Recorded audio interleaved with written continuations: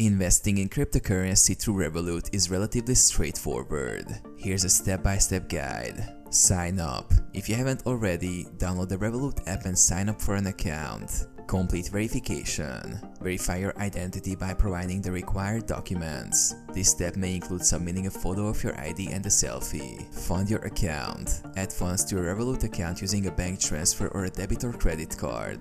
Access the cryptocurrency feature. In the Revolut app, navigate to the Wealth section and select Crypto. Choose your cryptocurrency. Browse the available cryptocurrencies and choose the one you want to invest in.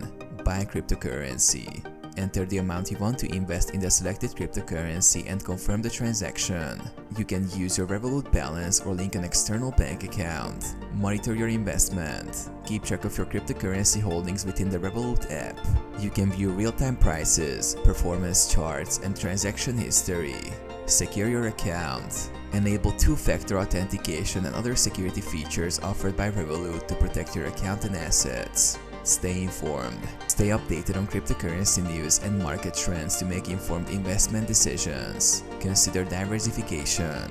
While investing, consider diversifying your portfolio by investing in multiple cryptocurrencies and other asset classes.